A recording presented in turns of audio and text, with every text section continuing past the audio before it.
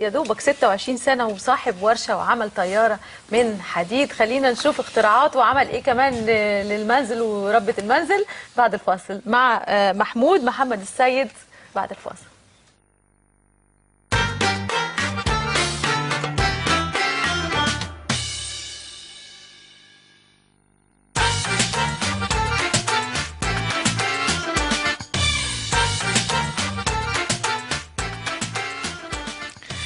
محمود محمد السيد، عايزه اقول لكم ان محمود محمد السيد من خريج كليه الازهر قسم تربيه، ملهوش في الكهرباء، ملهوش في الهندسه، ملهوش في الكلام ده. فانا لما جه سالت قلت له: هو انت مش مهندس يا محمود؟ قال لي: لا انا مش مهندس، انا خريج كليه الازهر، بس انا بعشق الكهرباء، انا عندي ورشه كهرباء. منتهى التحدي ان يبقى في شخصيه مصريه جميله زي دي تقرر ان هي ما تأيدش بدراستها ايه، لكن هوايتها ايه. مش بس كده، دي نمت الهوايه وابتدت تخترع حاجات مفيده للمجتمع من ابسط الاشياء. خلينا نعرف حكايته وخلينا نعرف ازاي نقدر نساعده، لان حاجات زي كده لازم يتقال عليها عمار يا مصر. بيسعدنا النهارده يكون موجود معانا ويشرفنا محمود محمد السيد صاحب ورشه ميكانيكا. اهلا بك يا محمود. مساء الخير، ازيك اولا؟ الحمد لله. الحكايه ازاي يعني مفيده فعلا؟ قالت ان انت مش خريج هندسه ولا حاجه، لا خالص، ولا دبلوم صنايع ولا كده. ابتدت معاك ازاي وعملت ايه الطياره؟ موضوع الطياره الاول عرفنا. موضوع الطياره جه عن طريق ان انا بفكر دايما، طبعا بعد الثوره كل الشباب عايزين يخدموا البلد، كله عايز يقدم حاجه للبلد. انا جيت بفكر قلت لازم نعمل حاجه برضو تكون مش موجوده. المدني صعب على المدني انه يكتشفها، بعيد عن السيارات والحاجات ديت. قلت لازم نعمل حاجه مختلفه. تمام. فقلت لزمايلي، بدات اخد طياره. بدات اخد راي زمايلي، قلت لهم انا بفكر اعمل طياره. فطبعا كله استجنني وقال عليا مجنون، اتريقوا عليك بقى. اتريقوا عليا وكله توقع لي الفشل. وانا طبعا ايست بسبب من الخردة يا محمود.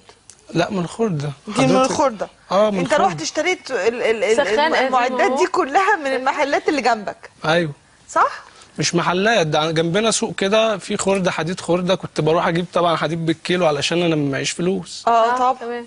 على مصر. وبعدين كمل احكي لي.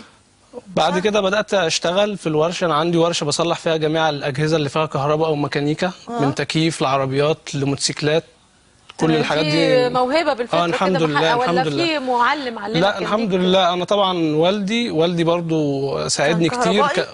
لا مش كهربائي ولا حاجه. مين عندكم في العيله كهربائي؟ مفيش حد. امال والدك ايه؟ والدي مفتش تموين، بس هو برضو يعني كان بيقعد معايا يذاكر لي الهندسه وانا في الاعدادي. وبرضو والدي دماغه حلوه في الكهرباء. ما شاء الله. انا تقريبا يعني ورثه على قده في العلم، لكن علمك حاجات كويسه. طبعا. قبل ما تبقى تفتح ورشه كهرباء، انت رحت اكيد اشتغلت عند حد؟ لا خالص برضو خالص. انا طول عمري معتمد على نفسي. معتمد على نفسك الحمد لله. فتعلمت الكهرباء منك فيه؟ ايوه، من وانا صغير كده، وانا بمسك مع شنطه المدرسه كان بيبقى فيها الكتب واساسي الحجاره والمواتير والمعدات دي. بس ان الحاجه اللي قدامي على الشاشه دي حد لازم يبقى دارسها يا محمود، يعني اللي بيتفرج صعبه مش سهله. ازاي؟ بصي يا استاذه، انت كان معاك مثلا شكل صوره ديمو مثلا معين؟ بصي يا استاذه، طبعا دي طياره. مش عشان اشوف منظر اقلده، لا الحكايه مش كده. الحكايه ان انا المفروض ان انا اعرف الفكره. اعرف الفكره فابدا انفذها. الحمد لله بدات اشوف يعني ايه. طبعا في طيارات اللي هي الشراعيه بتحتاج مطار وطريق تجري عليه. دي سهله جدا ما فيهاش اي مشاكل ان انا اعملها. بتجري وبعدين تطلع. انا قررت اعمل عموديه لسببين. اول حاجه ان هي معقده شويه وصعبه. تاني يعني حاجه عموديه بتطلع في مكانها وتنزل في مكانها من وراها.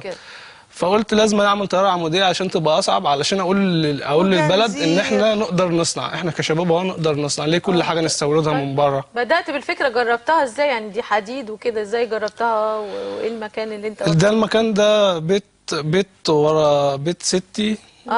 فواسع شويه يعني. ده المكان اللي المفروض ان انا اجرب بعيد عن الناس طبعا، عشان ما يحصلش اي مشاكل فنيه او اذي حد. تمام. فكنت بحاول ابعد عن الناس على قدر الامكان، عشان لو حصل حاجه ما فيش حد يتاذي. في حد شافها في يعني البحوث او حد رسميا ما فيش حد جاي. انا عايز اسالك سؤال، ايه بقى جراكن الميه البيضاء دي؟ دي مش جراكن، دي انابيب فريون. انابيب فريون فاضيه كانت في الخرده، انا جبتها عملتها خزان بنزين. استخدمتها كخزان. طيب انا شايفه في جنزير وده وطارت فعلا، عملت التجربه انا الحمد لله كان وانا شغال بدأ وزنها يزيد طبعا، اني كله من الحديد وانا كنت بستخدم حديد بسبب اني معيش فلوس ان انا اجيب الالمونيا غاليه شويه. المفروض معروف ان الطيارات بتتعمل من الالومنيوم. طبعا فانا قلت لازما ان انا اعمل الطياره من الحديد.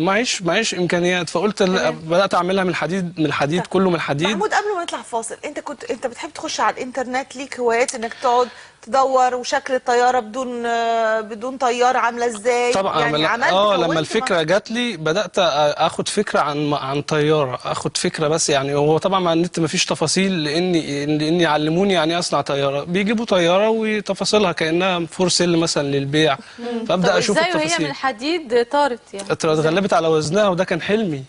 كان وانا شغال فيها، كان بعد ما وزنها قعد يتقل مني كان حلمي ان هي تترفع بس من على الارض. طبعا كان عندي استعداد ان انا اطير اكتر من كده واترفع بيها عن الفيديو اللي انتوا شفتوه. عايزه اعرف اترفعت ازاي، عملت ايه، زودت ايه، بس كل ده بعد الفاصل. اسمح لي نطلع الفاصل ونرجع بعد الفاصل نكمل مع محمود.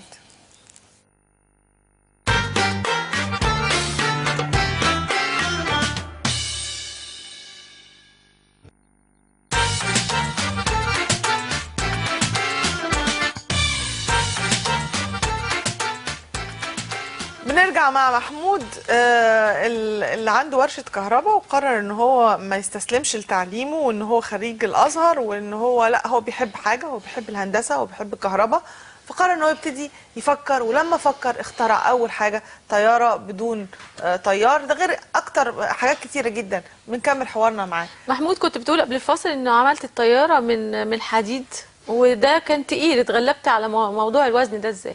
تغلبت على وزنها عن طريق تعديل في المحرك. بدأت أعدل في المحرك لأن المحرك برضو من الخردة، فبدأت أعدل فيه أو أحاول أزود سرعته. أنت بتفهم الحاجات دي إزاي يعني؟ التجربة. التجربة يسر كل حاجة. تعديل المحرك، أنا اللي أنا متوقعه، يمكن عشان أنا ما عنديش هذا الذكاء اللي عندك والإمكانيات اللي عندك. بمعنى إيه؟ بمعنى إن أنا محرك عندي فكرة إن المحرك ده أجزاء كتيرة. انت جمعت الاجزاء دي كلها ازاي وقدرت انك تعرف ان الجزء ده لما هعدل فيه الحته دي هيطلع الطياره دي؟ محتاجه دراسه يا محمود. مش محتاجه. انا بالنسبه لي ما احتجتش الدراسه، اني من صغري وانا مباشر العمل في حب الميكانيكا والكهرباء. تغلبت على الوزن وجربت. طلعت قد ايه، كام متر؟ طلعت من اول ما تغلبت على وزنها انا اكتفيت، قلت كده كويس قوي، دي تبقى بدايه نموذج جديد. النموذج طبعا هيبقى تكلفته يطلع كام متر عمود؟ لا النموذج الجديد خلاص هيبقى طياره عموديه بمواصفات اي شركه بتعمل طيران. مساله التجربه دي دايما هي اللي بتوصل للنتائج اللي المفروض النظريات. اي بلد في الدنيا لما يبقى عندها حد زي محمود ده بياخدوه ويبتدوا يعلموه، يضيف له حاجات كتير، علشان ده في الاخر خالص هيبقى حد مخترع.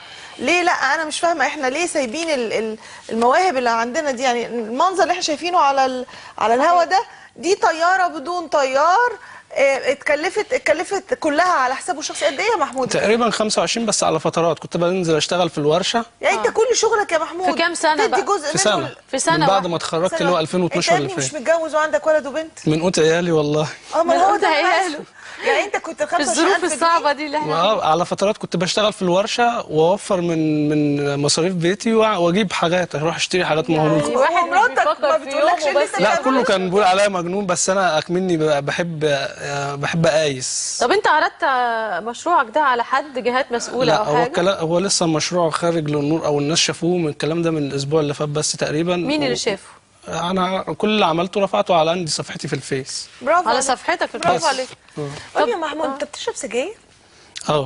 بس يعني مش اكتر لا من كده؟ لا انا على فكره بشجعش الكلام التاني ده خالص. لا ليه انا سالتك السؤال ده؟ انت شخصيه واضح ان انت بتفكر وعندك الرغبه في انك تعمل حاجات، فانت مثال رائع للرجل المصري اللي ما استسلمش لتعليم الازهر وما اشتكاش لا بطاله ولا بتاع، وفتح ورشه كهرباء في اللي انت بتحبه. يعني ما عنديش دخل خالص، هو دخلي هو شغلي. وانت شاطر بقى ككهربائي؟ طبعا الحمد لله. تلاقيك ايه ده، انت لما تخترع لي ده انت عملت جنريتور او مولد كهرباء للبيت وكده؟ ازاي بقى؟ بموتور موتوسيكل صيني. موتور موتوسيكل صيني؟ دي حاجه سهله خالص بالنسبه لي. ما طب مش محتاجة فكرة. طب والكرسي المتحرك للاعاقه انا عايزه الكرسي المتحرك ده بسبب واحد جارنا طبعا حاول يجيب كرسي اللي هو يمشي بالكهرباء اللي هو نازل جاهز، فكان غالي جدا بالنسبه له، فطبعا حاولت احل له مشكلته، جبت له موتورين من سوق الخردة برضه بتوعهم كان تصوير. ايه ده ما شاء الله عليك والله العظيم. وزي ما انتم شايفين بدراع البلاي ستيشن بيتحرك بدراع طبعا عشان بيعرف يتحكم فيه. هو كمان بيتحكم. انت اللي عملته له يا محمود؟ يعني عملت له ايه؟ مش فاهمه، فهمني قبل ما نطلع. هو الكرسي اللي هو العادي اليدوي دوت ده موجود عادي. يا حبيبي ده صغير كمان جبناه. لا على فكره اللي راكب دوت ده حد جنبنا جارنا بيجربه بس عشان طبعا انت يا محمود اللي عملت له ده؟ ده كرسي عادي ورحت جايب له 2 موتورين برضه عامل له وعملته بتاع بلاي ستيشن. بلاي ستيشن يتحرك بيها والله. انا والقعده بتتشال كمان. لا هو نظامه كده، التعديل بتاعي تحت. والله يا محمود انا يعني انت انت مثلا مشرف لكل الشباب اللي موجود بيتفرج علينا. ولاده ودخله عشان يعمل حاجه تفيد لو قلت لك قد ايه لو انت منك مثلا 1000 واحد في مصر في والله في بس المسؤولين يهتموا في والله في الشباب كلهم. المسؤولين بقى احنا بنسالك في الفصل انت ليه طب ما دخلتش هندسه؟ كان السبب ايه؟ السبب ان انا كنت شاطر جدا في الهندسه والعلوم ومالوش في العربي والاحياء بقيه المواد ضعيف فيهم، فبالتالي ما كنتش هعرف اوصل من هندسه خالص بسبب التعليم. نظام التعليم نفسه ما كانش هينفع ان انا اروح هندسه. انت عايز نظام تعليم ايه بقى؟ الواحد متخصص من هو انا لو كان حد قال لي جه مثلا انت بتحب في ايه يا محمود؟ مثلا الابله اللي كانت بتدرس لي هندسه لو كانت لاحظت عليا، ما هي كانت ملاحظه وكانت دايما بتركني في الفصل في جنب لوحدي علشان عارفه ان انا هجاوب. انا كنت بتعمد احل لهم مسائل الهندسه بطريقه مش في الكتاب عشان الفت نظرهم فطبعا كان في استاذ كان بيضربني يقول لي لا احنا مش عايزين منظر عليه بقى وبتالف طريقه حل جديده. فلغيت من دماغي موال ان انا اوصل بالتعليم لاني فاشل في بقيه المواد ولازم ان انا ابقى شاطر في جميع المواد علشان اعرف اوصل لكليه الهندسه. بدات اشتغل عملي عندي في البيت، عندي في البلكونه بتاع البيت. مثل لعدم الياس. الحمد لله. الكرسي زي ده تكلف كام لجارك؟ الكرسي نفسه هو اللي كان جايبه، لكن اللي احنا حطيناه فيه ده ما عداش 250 جنيه. طب والاصلي لو هو حب يشتري بقى 12000 و14000 طبعا. يعني انت تقدر تعمل كرسي متحرك كهربائي ب 250 غير ثمن الكرسي؟ طبعا ده سهل جدا بس يتوفر المواتير. يعني الموتورين دول لقيتهم بالصدفه في سوق الخردة بتوع مكان تصوير. لو في مواتير نعمل المشكله اكيد هتتوفر. والله انت مبدع في زمن يعني زاد فيه التخريب والشباب بتهد وانت بتبني ما شاء الله عليك يا محمود. احنا بنحييك جدا. بتشتغل ايه يا محمود؟ انا زي ما قلت لك عندي ورشه تحت بشتغل. طبعا البلد عندي عارفه ان انا انت من البلد. انا مكتوب من كفر العرب من بنها. من بنها. اهلا وسهلا. اهلا وسهلا. ومراتك بتشتغل؟ لا قاعده في البيت؟ ست بيت. طب وولادك كام سنه وكام سنه؟ عندي ابني محمد عنده 1.5 سنة وعندي بنت اسمها غادة لسه امبارح. ما شاء الله مبروك اولا. الله يبارك فيك. الله يبارك فيك. ايه امنياتك واحلامك اللي بتحلم بيها في ان البلد حالها هيتغير؟ لا لمحمود نفسك ايه لمحمود؟ ليه نفسي ليك لشخصك يا محمود؟ نفسي اتحط في مكان اعرف اخدم فيه البلد بجد، لان البلد محتاجه صناعه، محتاجه نصنع، محتاجه على الاقل خالص نكفي نفسنا. مش مهم نخترع، مش مهم اللي انا عملته ده اختراع او مش اختراع. المهم اني هنحط في مكان اعرف اقول للناس اللي بره احنا بنعرف نصنع، مش لازم كل حاجه من بره. تقريبا في الطياره كان من اول من الظهر كده لغايه المغرب. لغايه شغل مركز فيها. طبعا وكان لما بيستدعي الامر اشتغل بالليل عادي مفيش مشاكل. احنا بنحييك وبنشكر اسرتك كمان، والدك اللي وقف جنبك ووالدتك. اولا احنا مبسوطين بيك جدا. الله يخليك. وبنتمنى ان مشروعك ده يعني ده اهو على الهواء مباشره رجاء لكل من يهم الامر. انا مش هذكر اي مؤسسات او اي حد مسؤول، لمن يهم الامر. عندنا رجل مصري محترم مثقف فاهم، حد يهتم بالمشروع ده، حد يهتم بالمخترع اللي عندنا، لان لو هو ده دماغه يبقى انا متاكده ان عنده حاجات اكتر من كده. ونشكركم شرفتنا. ونلتقي بحضراتكم ان شاء الله بكره حلقه جديده من ستات مع فرشين.